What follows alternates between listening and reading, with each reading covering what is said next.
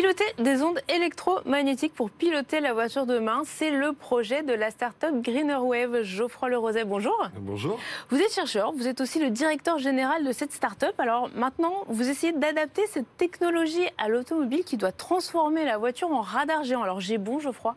C'est ça, tout à fait. Exactement. Du coup, est-ce que vous pouvez nous expliquer un petit peu comment ça marche, cette histoire d'ondes électromagnétiques qui vont permettre en fait de la voiture de se repérer dans l'espace? Alors, les ondes électromagnétiques sont utilisées pour les voitures depuis déjà très longtemps. On a à l'heure actuelle dans les voitures des radars très simples qui permettent en fait de détecter, par exemple, s'il y a une voiture devant vous et de faire un freinage d'urgence si jamais il y a une potentialité de risque.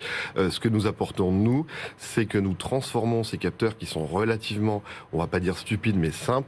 On transforme ces capteurs en des choses qui sont capables de faire des images de ce qu'il y a devant eux. Et c'est-à-dire qu'au lieu de simplement voir quelque chose et de freiner, on va pouvoir être capable de voir si la voiture qui est devant est sur la voie de droite ou sur la voie centrale, s'il y a une moto ou une voiture, et s'il y a un piéton qui arrive et des choses comme ça. Et en fait, c'est ce qui s'appelle les radars 4D. C'est des radars qui sont capables d'imager ce qu'il y a devant eux et donc de donner des informations aux véhicules pour qu'ils puissent protéger au mieux les passagers.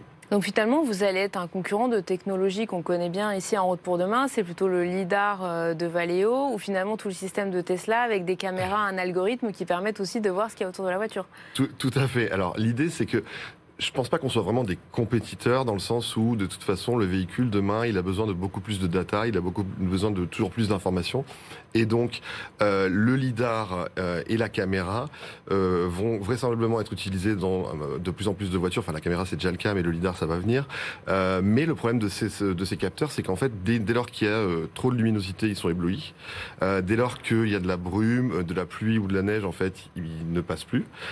Et donc, du coup, il y a beaucoup de cas où on perd l'information. Et c'est ce qui s'est passé quand Tesla a décidé d'enlever les radars de ses voitures. En fait, on s'aperçoit qu'on commence à avoir pas mal de problèmes sur les voitures. Et donc, on va vraisemblablement être en fait ensemble dans la voiture avec la caméra, peut-être avec le lidar. Et de toute façon, il y a aussi quelque chose d'autre qu'il faut noter, c'est que le radar, même 4D, va être beaucoup moins cher en termes de positionnement que le lidar.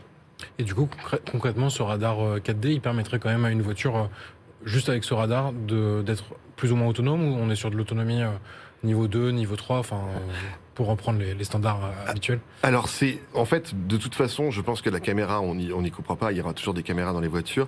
La question peut se poser par rapport au lidar.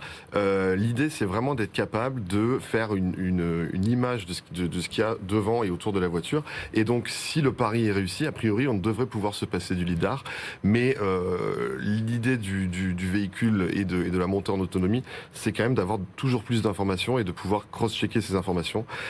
Et donc, du coup, vraisemblablement, tous les systèmes se cohabiteront à terme, je pense. Votre technologie, elle peut s'installer sur toutes les surfaces, c'est-à-dire, je pense à, mettons, sur mon ancienne voiture, je change le pare-choc et du coup, je peux intégrer votre technologie, ou il y a des surfaces particulières où elle peut où il faut l'installer? C'est une bonne question. Alors, l'idée, c'est que globalement, nous, on développe ce radar en fait, donc en partenariat avec Plastic Omnium qui fabrique ces pare-chocs, et il y a notre travail à nous, qui est comment on design ces radars et comment on fait en sorte d'avoir les meilleures performances au meilleur prix. Et après, il y a un travail d'intégration qui est fait par le constructeur, hein, le Tier 1, en l'occurrence Plastic Omnium, qui va être comment j'intègre ce radar dans le pare-choc et comment je fais en sorte de maintenir les performances derrière un pare-choc. De là à savoir si s'il sera possible à terme de le mettre en seconde montre, comme on dit dans l'automobile, je sais pas encore, mais pour l'instant, on prévoit disons qu'on travaille avec Plastic Omnium pour pouvoir l'intégrer au mieux et conserver les performances que nous, on obtient en laboratoire. Et du coup, en termes de coûts, parce qu'on le sait, les prix des lidars ont quand même beaucoup baissé. On sait qu'Elon Musk sur Tesla avait justement dit, moi je reste sur les caméras parce que finalement, est-ce que ça sert vraiment de mettre énormément d'argent dans des capteurs très très chers? Vous avez une idée justement du coût de votre technologie par rapport à ceux qu'on connaît sur le marché? Est-ce qu'on pourra en équiper demain un constructeur généraliste? Alors ça, c'est le genre d'information qu'on tait. Non, l'idée, c'est que les radars à l'heure actuelle sont vraiment des capteurs qui sont très peu chers, mais parce qu'ils donnent très peu d'informations. Au contraire, le lidar donne beaucoup d'informations. Mais c'est très cher. Mais c'est très cher.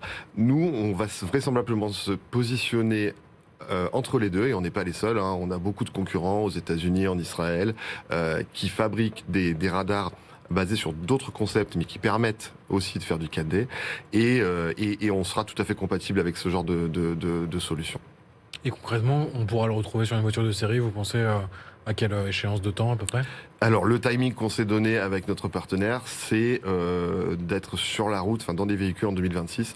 Parce qu'il faut savoir que le monde de l'automobile, quand on fait quelque chose, ça prend assez de temps, quand même, pas mal de temps à rentrer dans les voitures.